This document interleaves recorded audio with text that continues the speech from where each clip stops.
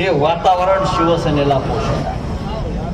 हे वातावरण एकच सांगतो उद्धव साहेब, आता जेव्हा आपलं सरकार आहे तेव्हा कोणाला दया माया नाही. हे लोक येतील माफी मागतील, साहेब माफ करा चुकलो, आता होणार नाही. आता हे पापी भ्रष्टाचारी गद्दार आपल्या दारात उभे राहता कामा नये, त्यांची हिंमत होता कामा नये. आणि खैरे साहेब, माननीय अंबादासजी दानवे असतील आपले सगळे, जे इथून गेले त्या मराठवाड्यातून, ज्या दिवशी माननीय उद्धव साहेब या राज्याच्या मुख्यमंत्रिपदाची शपथ घेतील तेव्हा ह्यांना रस्त्यावर आणून काय करायचं हे ही जनता निर्णय घेईल. या गद्दारांविषयी बोलतो. लोकांच्या मनातला संताप, लोकांच्या मनातला राग, लोकांच्या मनातला चीड या गद्दारांविषयी आम्हाला जागोजाग दिसते. आणि खास करून या संभाजीनगरात झालेली गद्दारी ही आमच्या जीवारी लागते. ज्या औरंगजेबाच्या या कबरी समोर, थडग्या समोर जे घुडके टेकतात त्यांच्याबरोबर आपण गेलात, काही असेल. पण एक सांगतो, ही पवित्र भूमी आहे, ही हिंदुत्वाची भूमी आहे, ही स्वाभिमानी जनतेची भूमी आहे. आणि या भूमीतून कायम बाळासाहेब ठाकरेंनी महाराष्ट्राला साथ घातलेली आहे. हे संभाजीनगर स्वस्थ बसणार नाही, हा मराठवाडा स्वस्थ बसणार नाही. आणि म्हणून आज माननीय उद्धव साहेबांचं स्वागत ज्या पद्धतीनं या मराठवाड्यात पुन्हा एकदा झालेलं आहे, त्यातून एक स्पष्ट मराठवाड्यावरती, प्रत्येक जिल्ह्यावरती, प्रत्येक लोकसभा मतदारसंघावरती, प्रत्येक विधानसभा मतदारसंघावरती शिवसेनेचाच भगवा झेंडा फडकेल. आणि पुन्हा एकदा ती शिवसेना, तीच मशाल ही ज्वलंत पद्धतीनं तळपूर सांगतो.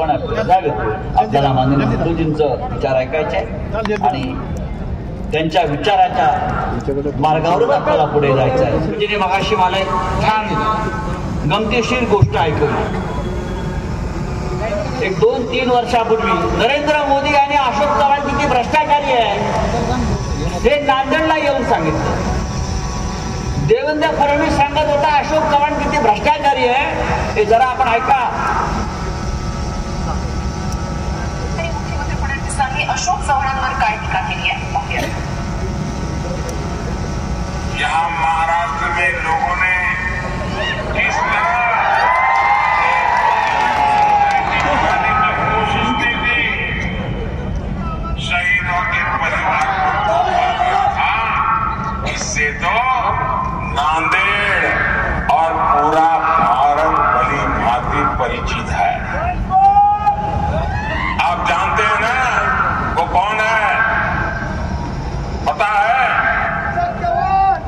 अशोकराव चव्हाणांना इतके वेळा मंत्री बनाना, मुख्यमंत्री बनाना, इतके वेळा नांदेड जिल्ह्याचा चेहरा ते बदलू शकले का? या ठिकाणी विकास करू शकले का? बंधू भगिनींनो, हे याकरता विकास करू शकत नाही याचं कारण तुम्ही बघा, ते लीडर नाही आहेत. अशोकराव लीडर नाही आहेत, अशोकराव डीलर आहेत.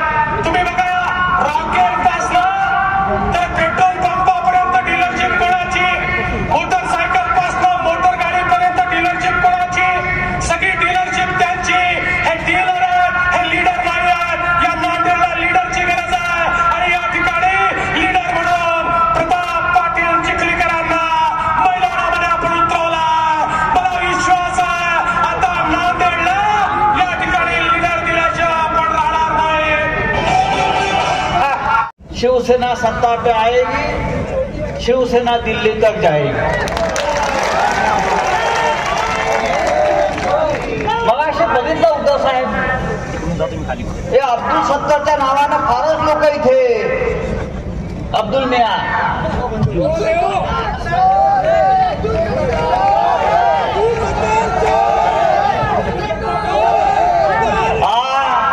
आता हा चोर पुढल्या 4 महिन्यात जेलमध्ये गेल्याशिवाय राहणार नाही.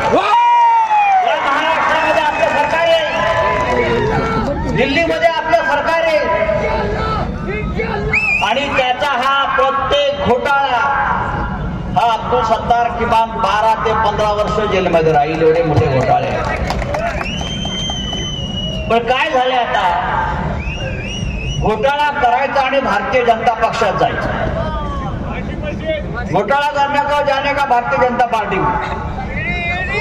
एक नवीन नारा आलेला आहे, नवीन नारा, नवीन घोषणा. भ्रष्टाचाराचा एकच नारा, तुरुंगापेक्षा भाजप बरा.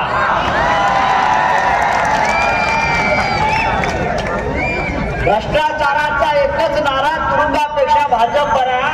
आज हा नारा अशोक चव्हाणांनी दिलेला आहे. म्हणजे घसा फाटेपर्यंत त्यांच्या भ्रष्टाचारावर बोलणारे हे लोक आता त्यांची चाटतायत. चाटे क्लास सुरू केला. आमच्याकडले 40 घेतले भ्रष्टाचारी, अजितदादाचे 40, आता काँग्रेसचे 5-10. हा भारतीय जनता पक्ष. उद्या मला तरी असं वाटतंय की राष्ट्रीय स्वयंसेवक संघाच्या शाखा काँग्रेसच्या कार्यालयामध्ये हे चित्र आपल्याला बदलायचं. या महाराष्ट्रामध्ये ज्या पद्धतीनं गुंडगिरी, भ्रष्टाचार, चोऱ्या माऱ्या, दरोडेखोरी करणाऱ्यांचं राज्य आलेलं आहे आणि महाराष्ट्राची बदनामी सर्व स्तरावर सुरू आहे. हे चित्र बदलायचं असेल तर पुन्हा एकदा या महाराष्ट्रामध्ये शिवसेनेच्या नेतृत्वाखालचं, उद्धव ठाकरे साहेबांच्या नेतृत्वाखालचं सरकार आपल्याला आणायला. तर अजून काही 5-6 लोक असतात. काही वर्षापूर्वी या महाराष्ट्रामध्ये, या मुंबईमध्ये या देशातला सगळ्यात मोठा आदर्श बिल्डिंगचा घोटाळा झाला. बिल्डिंग 4 माळ्याची बांधायची होती. बिल्डिंग 4 माळ्याची. सैनिक, हुतात्मे, शहीदांसाठी. आणि अशोक चव्हाणने त्याच्यावरती 34 माळे चढवले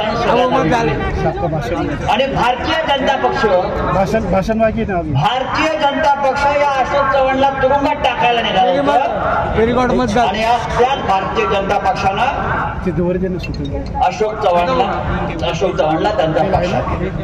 आधी एकनाथ शिंदे, आदरणीय उद्धव ठाकरेजी, व्यासपीठावरील शिवसेनेचे सर्व मान्यवर नेते आणि या शिवसेनेच्या बालेकिल्ल्यात जमलेले सर्व संभाजीनगरचे शिवसैनिक बंधू, भगिनी आणि माता, आज सकाळपासून माननीय उद्धवजी संभाजीनगर जिल्ह्यामध्ये अनेक भागात फिरून आले, सभा घेतल्या, जनसंवाद केला. गंगापूर झालं, कोटी मोदी सांगतात आणि 24 तासात अजित पवार भारतीय जनता